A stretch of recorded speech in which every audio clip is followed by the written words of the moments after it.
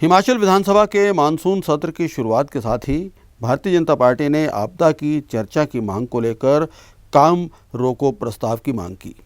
इस पर विधानसभा अध्यक्ष कुलदीप सिंह पठानिया ने कहा कि आपदा पर चर्चा पहले ही सदन की कार्यसूची में शामिल है, इसलिए इस पर चर्चा को नए प्रस्ताव की जरूरत नहीं है।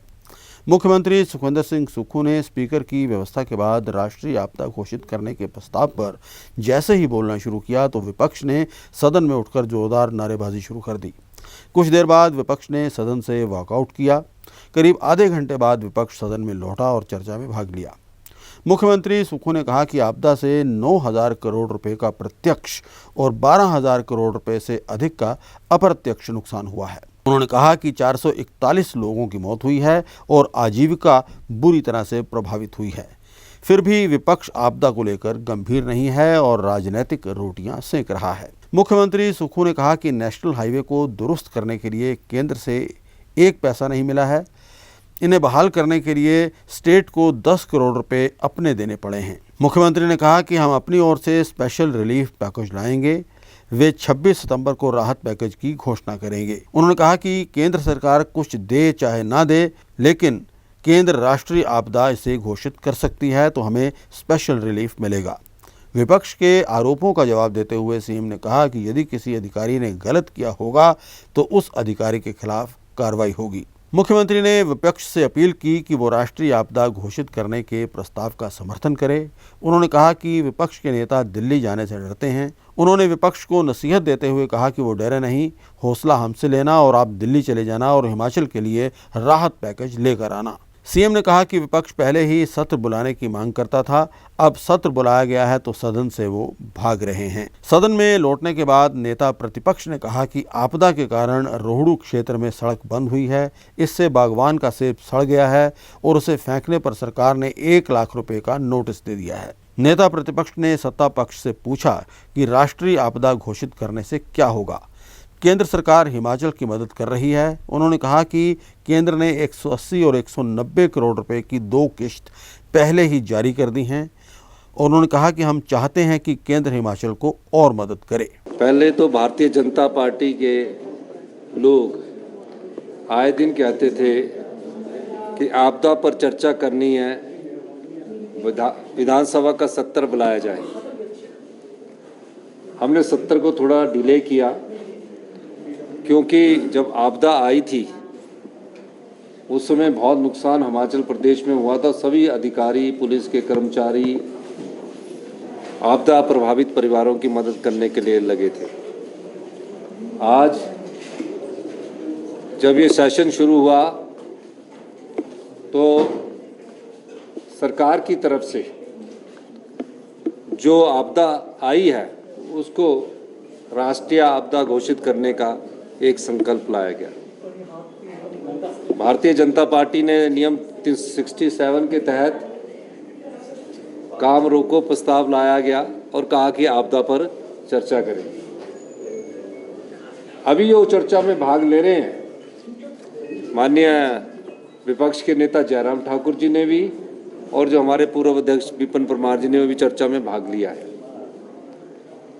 पर एक ही जो चाहे हमारा प्रस्ताव था चाहे उनके नियम 67 का काम रोको प्रस्ताव था, एक ही मंशा थी कि आपदा से प्रभावित परिवारों को और आपदा में जो हुआ नुकसान उस पर चर्चा की जाए। मकसद एक ही है, उसका मजनून बदला है लेकिन इच्छा सबकी एक ही थी। उन्होंने देखा कि हमें अखबार की सुर्खियों में कैसे रहना है, तो उन्होंने कहा कि हमारे पास जो आपदा प्रभावित परिवार है हमने तो कुछ किया नहीं है, और जब हमने कुछ किया नहीं है तो हम एक अखबार की सुर्खियों में रहने के लिए कुछ समय के लिए नारे लगाते हुए बाहर गए और उसके बाद वो दोबारा चर्चा में भाग लेने के लिए आ गए। अच्छी बात है, हमने उनका भी अब आदर किया कि आप चर्चा में भाग ले रहे हैं। उद्देश्य क्या है? हिमाचल प्रदेश के जितने भी लोग हैं वो आपदा प्रभावित काफ़ी समय से आपदा प्रभावित परिवारों से संबंधित जो लोग हैं, हमारी सरकार उनको मदद कर रही है। अब वो देख रहे हैं कि केंद्र सरकार के पैसे भी ना आने के बावजूद भी हम जो आपदा प्रभावित परिवार है उसको गांव में रहने के लिए 5,000 रुपया किराए के रूप में दे रहे हैं। उस किराए में मैं आपको ये भी कहना चाहता हूँ कि अपने पशु रखने के लिए जो पशुशाला पशु घर होता है, जो जिसको पहाड़ी भाषा में गोरनी बोलती है, उसमें उसके भी पैसे उपलब्ध है कि अपने पशु भी रख सकता है। शहरों में हमने 10,000 रुपये तक की लिमिट रख दी है। उसके अलावा हमने उनको गैस का चूल्हा, गैस का सिलेंडर, 20 किलो आटा, 15 किलो चावल, ये सब उपलब्ध करवा दिया है।